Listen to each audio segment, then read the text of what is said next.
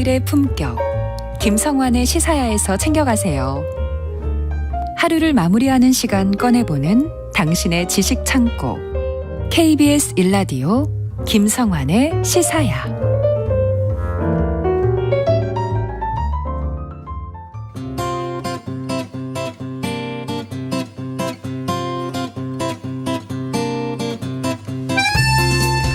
공화당 케빈 메카시 원내대표가 미국 권력 서열 3위인 하원 의장으로 선출됐습니다. 무려 15번에 걸친 투표 끝에 나온 결과인데요. 공화당 내에서 반란표가 나오면서 메카시 신임 의장은 상처뿐인 영광을 거뒀다, 이런 평가를 받고 있습니다. 세계이면 오늘은 이례적으로 출발한 미국 의회에 대해서 얘기 나눠보도록 하겠습니다. 외신캐스터 전주현 씨 스튜디오에 나와 계십니다. 안녕하세요. 네, 안녕하세요. 네. 미국 하원 의장 자리. 네. 막강하죠, 힘이. 굉장히 중요한 자리죠. 네. 상원, 하원 이렇게 양원제잖아요. 상원은 이제 50개 주의 대표격으로 각 주에 2명씩 할당이 돼 있고, 네. 의장을 부통령이 겸직을 하는데 하원은 2년마다 그 각 주의 인구수에 비례해서 선출이 됩니다. 그리고 이제 하원 의장은 그러니까 2년마다 치러지니까 회기마다 선출을 또 따로 하게 되고요. 네. 이 하원 의장이 대통령과 부통령에 이어서 권력 서열 3위 자리입니다. 그렇지만 각종 예산안, 법안을 다루잖아요. 예. 그래서 캐스팅 보트 역할에 그치는 서열 2위 부통령 겸 상원 의장보다는 더 큰 권력을 행사하는 자리다, 이렇게 지금 여겨지고 있는 그런 자리입니다. 하원 의장이 전체 435명의 의원 중에 과반수인 218표를 얻으면 당선이 되는데요. 그러니까 뭘 눌러서 이렇게 하는 방식이 아니고요. 투표를 할 때 회의장에 모인 각 의원들이 자리에서 일어나서 저는 누구누구 후보를 지지합니다, 이렇게 호명을 하는 방식인 거예요. 네. 그래서 다수당 원내대표가 선출되는 게 일반적이고요. 대개 그냥 투표 한 번만에 다 결정이 됩니다. 여러 번 하지도 않아요. 하지만 이제 엄밀하게 그 규정을 보면 꼭 다수당 의원이어야만 되는 건 아니고 꼭 국회의원을 필요도 없다고 합니다. 그래서 이번에도 공화당의 맷 게이츠라는 하원 의원이 현직 의원이 아니라 저는 도널드 트럼프 전 대통령을 지지합니다, 이렇게 투표를 하는 그런 일도 있었어요. 한 표가 나왔습니다. 아니 그러니까 뽑을 대상도 아닌 사람을 저는 지지합니다, 이렇게 얘기했다는 거 아니에요? 네, 그렇죠. 근데 이제 이게 법적으로 엄밀하게 보면 안 되는 건 아닌데 그래도 하원 의장을 뽑으니까 관례적으로 그냥 그 의원들 중에 한 명을 뽑게 되잖아요. 그렇죠. 네, 근데 의원이 아니어도 되기는 하지만 그런 일은 없다는 건데, 아무튼 이 의원은 이번에 트럼프 대통령 얘기를 해서 굉장히 화제가 되기도 했습니다. 그러니까 낸시 펠로시 의원 방한했을 때도 그렇고 대만 방문했다가 그 동북아 정세를 다 흔들어 놨잖아요. 그렇죠. 그 정도로 막강한 자리인데. 그렇습니다. 네. 그 하원 의장을 지금 제대로 못 뽑아가지고 한바탕 소동이 벌어졌다는 거 그렇습니다. 아니에요? 이게 15번 투표한다는 게 있었던 일입니까? 이게 164년 만에 가장 많이 실시된 투표라는 기록을 세웠어요. 이게 미국 회기가 이제 시작이 되면 그날 바로 하원 의장을 뽑고 의장을 뽑아야 의원들이 선서도 하고 이렇게 쭉쭉쭉쭉 차례가 이어지는데 첫날부터 의장이 안 뽑히니까 아무것도 안 된 거예요. 그래서 닷새째인 미국 시간으로 자정을 넘긴 7일 새벽 한 1시 40분경에서 이 하원 의장이 뽑혔는데 이게 10번 이상 치러진 게 있었습니다. 남북전쟁 이전까지 가야 돼요. 1859년에 이게 164년 만에 이루어진 건데 그때는 굉장히 좀 치열한 갈등이 있으면서 44차 투표까지 갔었다고 합니다. 근데 이제 1859년이니까요. 지금. 그리고 2번 이상 투표가 진행된 건 언젠가 마지막으로 된 게 봤더니 딱 100년 전인 1923년에 두 번째 투표에서 선정된 적이 있어요. 그래도 두 번째에 끝났잖아요. 이번에는 이렇게 100년이 지난 지금 이 시점에 15번이나 투표를 해야 되는데 아무튼 입법부가 그동안 작동을 하지 못하게 됐었어요. 그래서 이거 장기화되는 게 아니냐 이런 우려까지 좀 나왔었는데 만약에 13일까지도 의장 선출이 안 됐더라면 하원을 운영하는 규칙이 정해지질 않기 때문에 하원에서 일하는 직원들에 대한 급여 지급이 중단될 수 있는 그런 상황이었습니다. 나라가 두 개로 쪼개질 뻔했던 시절에 있었음직한 일이 지금 벌어졌다는 거잖아요. 그렇습니다. 미국 내 정치 갈등이 얼마나 심한지 이걸 또 보여주는 거 아닌가 싶은데요. 그런데 이건 단순히 진보 보수, 공화민주 이런 갈등의 문제를 넘어서는 문제였잖아요. 그렇습니다. 더 복잡한 것들이 자리를 하게 된 거였죠. 어떻게 하다가 이렇게 지금 다수당인 당이 있음에도 불구하고 네. 지금 하원 의장 한 명을 못 뽑아가지고 그러니까요. 이 소동이 벌어진 거예요. 그러니까 과정을 좀 설명해 주세요. 하원 의석이 435석이라고 했는데 한 명이 지금 사망으로 결석이 돼 있는 상황이에요. 네. 그래서 434석이 지금 걸려 있는데 그래서 218표 이상을 얻어야 의장이 되는데 사실 작년 11월에 중간 선거를 했을 때 공화당이 하원 다수당이 됐거든요. 네. 그러니까 공화당의 원내대표가 워낙 케빈 메카시였으니까 그냥 무난하게 당선이 또 되겠지라는 네. 생각들을 많이 했었어요. 그런데 이제 공화당이 최종적으로 이제 그 결과가 거의 한 달 이상 걸려서 이제 나왔는데 의석수가 222석이 된 겁니다. 예. 그래서 지금 공석 한 석을 빼고 민주당의 212석보다 딱 10석 많은 그러니까 그렇게 차이가 나지 않은 거예요. 근데 뚜껑을 열기 전에는 공화당이 굉장히 앞서갈 거라는 전망이 많았잖아요. 그렇죠. 근데 이렇게 차이가 나지 않네라는 얘기가 나오면서 책임론이 줄거지게 됐어요. 지도부에 대해서. 그래서 공화당 안에 강경 보수파 모임이 있습니다. 프리덤 코커스라는 모임이 있는데 여기에 소속된 의원들이 1차 투표에서부터 나는 메카시를 반대한다라고 공개적으로 선언을 하고 투표가 15번 정도 이루어질 때마다 거의 20표 안팎 정도의 반란표가 실제로 지금 나오게 된 겁니다. 네. 그래서 지금 사실 공화당이 222석이니까 과반이 218표인데 5석 이상 반대표가 나오면 안 되는 거잖아요. 1차 투표를 했을 때 오히려 민주당의 하킴 제프리스 원내대표는 민주당 의원들이 다 투표를 했거든요. 212표가 나왔는데 메카시 대표가 203표밖에 안 됐습니다. 그러니까 민주당 후보보다도 다수당이 공화당인데 공화당의 원내대표표가 더 적었던 거예요. 그리고 이제 2차 투표에서는 반기를 들었던 공화당 의원 19명이 다 프리덤 코커스에 소속되어 있는 조던 의원에게 몰표를 줬습니다. 그러니까 이제 계속 이루어지지 않았고 그래서 이제 12차까지 가니까 메카시 의장이 이제 초강경파 일부 의원들을 설득해 나가기 시작을 한 거예요. 그래서 표가 조금씩 늘어났습니다. 아까 처음에 1차 투표에서 203표였는데 조금씩 늘어났어요. 그래서 이제 14차 투표에 갔을 때 초강경파 2명이 지지 후보를 밝히지 않는 식으로 기권을 했습니다. 그래도 유효 투표수 과반의 한 표가 모자라서 또 당선이 안 됐는데 메카시 신임 의장이 15차 투표에서 결국 마지막으로 의장이 됐을 때 얻은 표는 218표가 아니라 2표가 적은 216표였어요. 그랬는데 왜 그래도 당선이 됐냐면 아무도 뽑지 않은 그러니까 투표를 보류한 초강경 공화당 의원이 그때는 6명으로 늘어났습니다. 그러니까 매직 넘버가 215표로 내려갔어요. 그래서 딱 한 표 더 많게 얻어서 겨우겨우 의장이 될 수 있었습니다. 그렇게 설득을 했는데 지지는 못 얻고 차라리 기권하겠다. 그렇습니다. 이렇게 그냥 결정을 했다는 거잖아요. 근데 지금 케빈 메카시는 어떤 정치인입니까? 2006년에 이제 캘리포니아주에서 하원 의원에 처음 당선이 됐는데요. 지금까지 9선 의원입니다. 공화당이 다수당이었던 2014년에 하원에 진출한 지 8년 만에 그때부터 하원 원내대표가 됐어요. 그리고 2018년에 다시 원내대표로 선정이 됐던 인물이고요.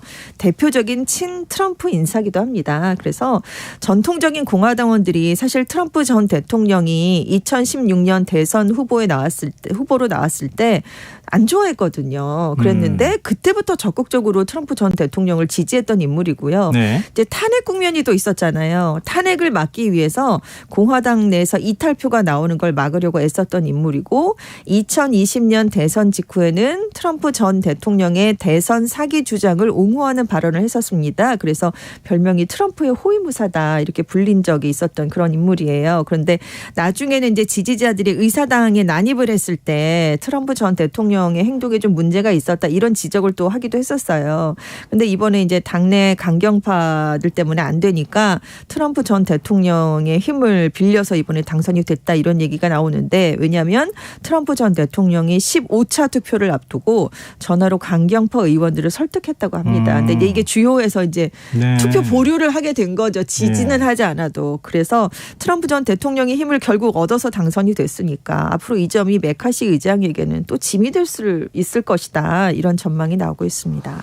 메카시 의장은 당선 연설에서 바이든 정부 강력히 견제하고 대중 강경 노선 펼치겠다 이렇게 예고를 했어요. 네, 첫 번째 연설을 했는데요. 중국 문제에 대한 대응, 연방정부 부채 해결 이게 우선 과제다라는 얘기를 내놨습니다. 그래서 중국을 견제하려고요. 하원 아래에 초당적인 중국 특별위원회를 만들겠다고 했어요. 그래서 내가 중국으로 간 수십만 개의 일자리를 다시 가져오겠다. 중국과의 경제 전쟁에서 승리할 것이다. 이걸 굉장히 강조했고요.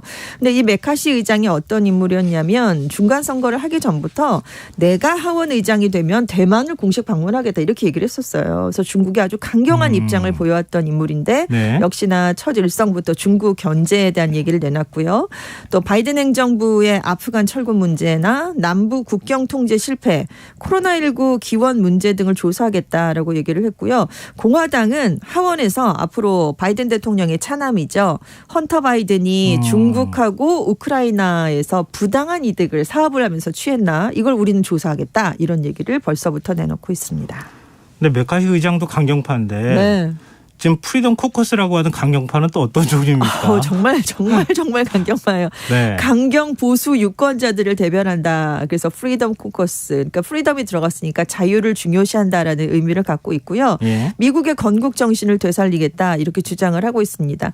작은 정부를 지향하는 극우파 의원들의 모임이에요. 근데 예전에 공화당에 이런 강경 보수 세력인 티파티라는 모임이 있었어요. 유명하죠. 그 티파티 출신을 주축으로 2015년에 9명이 모여서 출범을 한 게 프리덤 코커스인데요.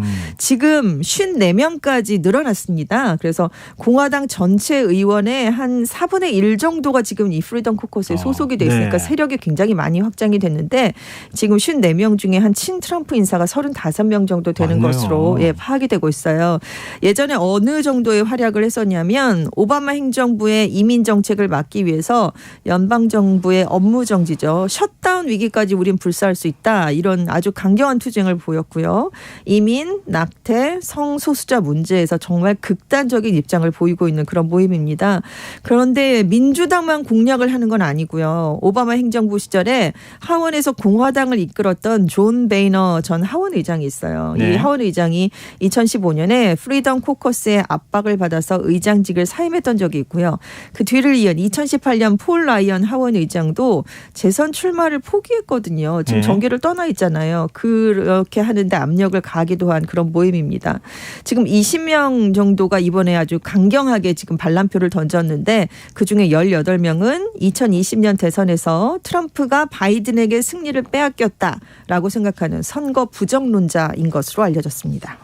근데 강경파인데 똑같은 강경파인데 네. 프리덤 코커스 의원하고 메카시 그 의장하고 네네네. 어떤 색깔 차이가 있는 거예요? 그러니까 지금 54명이 있다고 말씀드렸는데 프리덤 네. 코커스에 거기서도 아주 극보수파 제일 더 강경한 사람이 한 20명 정도가 되는 거예요. 그 사람들이 아주 줄줄이 반란표를 던진 건데 이 사람들은 메카시 대표가 아니라 자기들이 내세우는 정말 강경한 후보를 하나 내세우고 거기에 몰표를 던진 겁니다. 예. 근데 왜 그랬냐면 메카시 대표가 민주당과 바이든 대통령에게 충분하게 강경한 입장이 아니다라는 것을 불만을 가진 거예요. 그리고 정치적 파워에만 연연하는 기득권 정치인이다라는 비판을 가한 건데 그러니까 당내 보수파에는 적대적이고 오히려 민주당의 유화적인 자세를 보이고 있는 게 아니냐 이렇게 불만을 가진 거예요. 근데 문제는 이번에 선거를 했을 때 결과가 공화당하고 민주당 의석수가 크게 차이가 나지 않거든요. 네. 그런데 자신들의 생각에 온건한 하원 의장이면 이렇게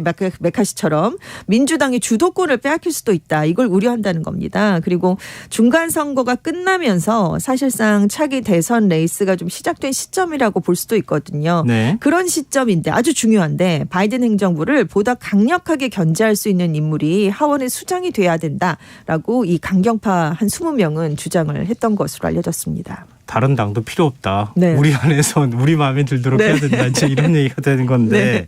근데 어찌됐든 하원 의장에 선출되는 데 있어서 네. 마지막에 하여튼 보류를 하긴 했지만 네. 도움을 준 거잖아요. 그렇습니다. 그러면 메카시 의장이 이런 강경파한테 끌려다니게 되는 거 아닌가요? 그러니까 양보를 많이 했거든요. 네. 그래서 지금 언론들은 양보 너무 많이 해서 지금 시작부터 큰 부담을 떠안게 됐다. 그래서 처음에는 사실 메카시 의장도 지금 일부만 그럼 수용을 해주겠다라는 거였거든요. 근데 네. 15차까지 가니까 이걸 어떻게든 끌어내야 되니까 막판에 정말 많은 걸 지금 내줬어요. 그래서 네. 하원 의장 해임안 발의 기준을 기존의 양보안인 의원 5명에서 1명으로 낮췄습니다. 그래서 극우층이 반대하는 민주당 의제에 메카시 의장이 협조를 해준다면 언제든지 해임 결의안이 제출될 수 있게 됐어요. 의원 1명만 필요하니까요. 또 남부 국경 보안을 강화하는 법안 그리고 예산 지출 요건을 강화하는 법안, 의원 연임 횟수 제한 법안을 표결에 붙이고 또 법안 통과 열쇠를 준 게 운영위원회인데 공화당 의석 상당수를 이 강경파에 이번에 내줬습니다. 그래서 몇 명의 의원만으로도 민주당에 대한 양보에 강력하게 반대를 하면 이제 초당파적인 협상이 이루어지기가 훨씬 어려워지는 그런 국면을 맞게 됐어요. 그런데 이런 약속들을 해주게 되면서 메카시 의장이 그럼 의장직을 얻으려고 하원의 주요 규칙이나 입법 추진 방향을 초강경파의 손에 쥐어진 게 아니냐 이런 비판이 또 한편에서 나올 수밖에 없는 그런 상황이 됐습니다. 그래서 사실 메카시 의장이나 공화당 다수파 사실은 이 프리덤 코커스 말고 나머지 의원들이 훨씬 많으니까요. 그 의도대로 하원을 운영하기가 어려워졌고요. 지금 연방정부 채무하고 지출을 둘러싼 행정부의 갈등이 더 고조될 수 있습니다. 그러니까 셧다운 가능성이 훨씬 높아질 수밖에 없는 게 된 건데 실제로 강경파 대부분이 이미 오바마 행정부 시절에도 굉장히 강도 높은 재정 적자 감축을 요구했었거든요. 그래서 이번에도 이미 바이든 행정부에 대해서 정부 부채 상한선 증액을 증세 없는 재정 적자 감축 없이는 거부해 주겠다 이렇게 선언을 했거든요. 그래서 지금 백악관은 부채 상한 문제를 이렇게 정치적 전술로 사용하면 안 된다라고 반발을 하고 있고요.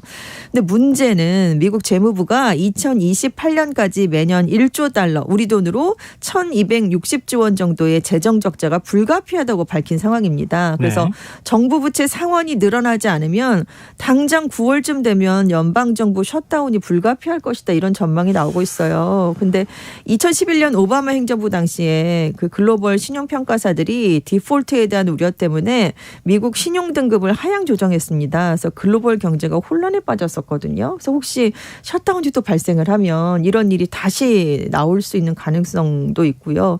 결국 너무 많이 양보를 해서 메카시 의장에게 양보가 부메랑으로 돌아올 거고요. 공화당 안에서는 보수 색채가 훨씬 더 짙어질 것이다. 이런 전망이 나오고 있습니다. 이런 초강경파의 목소리가 좀 커지고 있다는 거 뭐 당장 앞에 있는 문제를 뭐 하는 데 있어서는 이익을 얻어갈 수는 있겠지만 자신들은 그렇죠. 장기적으로 보면 공화당한테 큰 부담이 되는 거 아닙니까? 그렇습니다. 그런 지적들이 있는데요. 리처드 필데스 뉴욕대 법학과 교수가 하원 다수당이 된 공화당이 처음으로 보여준 행태가 의장 선출에 실패했다라는 점은 공화당이 통치는 고사하고 스스로를 관리하는 데도 어려움을 겪고 있다는 걸 보여준 것이다. 이런 비판을 내놨어요. 그리고 이제 이렇게 될 수 있게 된 그 원인 중에 하나로 꼽은 게 정보통신의 발달입니다. 그래서 가짜 뉴스, 증오 표현이 힘을 얻을 수 있는 경로가 훨씬 쉬워졌잖아요. 공화당 개별 의원들, 이렇게 강경파 의원들이 그래서 소액 기부자로부터 선거 자금을 쉽게 동원할 수 있는 시대가 됐습니다. 그러니까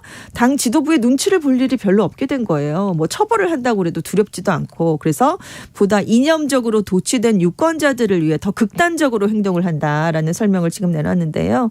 그래서 뉴욕타임스는 하원이 보여준 이번 모습은 공화당원들이 입법을 통한 성공보다 입법을 방해하는 행위에 더 능숙해졌다는 점을 보여주는 것이다라고 지적을 했어요. 그리고 지금 공화당 안에서도 당내 분열이 정책적인 목표라든가 유권자들을 위해서 메시지를 전달하는 걸 방해하고 있는 게 아니냐. 이게 이어지면 장기적으로 공화당에게도 불리하게 작용할 수 있다. 이런 우려가 나오고 있고요. 경제학자죠. 폴 크루그먼은 이게 그럼 민주당에게는 좋은 일일 것이냐, 강 건너 불구경일 것이냐, 그건 전혀 아닐 것이다. 왜냐하면 공화당이 이렇게 분열되면서 의회가 비정상적으로 돌아가게 되면 정상적으로 작동하는 의회를 원하는 민주당 지지자들에게도 여파를 미칠 수가 있다는 거죠. 그러니까 민주당도 그냥 좋아할 일만은 아니다. 이런 지적을 함께 내놨습니다. 또 우리가 흔히들 미국 정치 얘기할 때 그래도 아무리 싸우더라도 대화는 하지 않느냐. 그렇죠. 이런 얘기 했잖아요. 그렇습니다. 근데 미국 의회가 그런 모습하고는 정반대가 될 가능성이 있다는 거 아닙니까? 그렇습니다. 지금 하원은 공화당이 다수당인데 상원은 민주당이 다수당이 됐잖아요. 행정부도 민주당 소속 대통령 정부고요. 그래서 입법 과정에서 이제 하원 상원 간에 아주 팽팽한 대결이 이어질 수밖에 없고요. 그래서 이번 118대 의회인데요. 실질적인 성과를 내기는 어려울 것이다. 그래서 대선을 앞둔 상황이니까 미국 여야의 정책 대결과 메시지 대결로만 마무리가 되고 2년 뒤 대선까지 이 양당이 아주 극심하게 정치 대립을 하는 모습이 계속될 것이다. 이런 우려가 나오고 있습니다. 아, 참. 우리도 걱정이지만 미국도 걱정이네요. 사실 미국 민주주의 그게 민주주의 모델이 됐던 나라인데요. 그렇죠. 책에도 나올 정도로 그런 모델이었는데요. 민주당 상황은 어떤지 궁금해요. 낸시 펠로시 의장이 일단 물러났잖아요. 네, 민주당 그렇습니다. 원내 지도부는 어떻게 되는 거예요? 원내 지도부가요. 아주 새롭게 개편이 됐습니다. 네. 작년 11월 30일에 이제 펠로시 의장이 사퇴를 하면서 올해 52세인 하킴 제프리스 의원이 새로운 민주당 하원 원내대표로 선출이 됐어요. 미국 정치사상 첫 번째 흑인 원내 사령탑이고 20년 만에 새로운 민주당 수장입니다. 만장일치로 사실상 추대로 선출이 됐고요. 지금 호흡을 맞출 원내 총무랑 코커스 의장도 다 40, 50대로 구성이 이번에 됐습니다. 또 여성과 라틴계예요. 이 두 사람이. 네. 그래서 새로운 민주당 지도부는 펠로시 의장 이후 20년 만에 세대 교체일 뿐만이 아니라 이제는 소수자들이 정당의 전면에 나서는데 의미가 있다. 이런 지금 평가가 나오고 있습니다. 근데 이제 이 제프리스 원내대표는 펠로시 의장과 마찬가지로 중도파, 민주당 내 중도파로 지금 분류가 되고 있는데요. 네. 그래서 흑인 민주당원이니까 인종적, 사회적, 경제적 불의를 바로잡는 걸 가장 시급한 과제로 생각한다. 이렇게 얘기를 남겼어요. 그래서 지금 중도파니까 온건 정책을 펼 경우에 민주당 안에서도 지금 급진 성향 의원들이 분명히 있거든요. 네. 또 그 의원들의 반대를 받을 가능성도 있다라고 ABC 뉴스가 분석을 했습니다. 민주당 행정부니까 어찌됐든 간에 네네. 좀 어떻게 손발을 맞추고 호흡을 맞춰 나가면서 그렇죠. 공화당을 또 설득해 나가느냐 네. 이것도 우리가 봐야 될 관전 포인트가 아닐까 싶습니다. 자, 지금까지 세계일면 외신캐스터 전주현 씨였습니다. 고맙습니다. 네, 감사합니다. 김성환의 시사 오늘 순서 여기서 마칩니다. 모바일 쿠폰 당첨자는 홈페이지 공지사항에서 확인하실 수 있습니다. 편안한 밤 되십시오.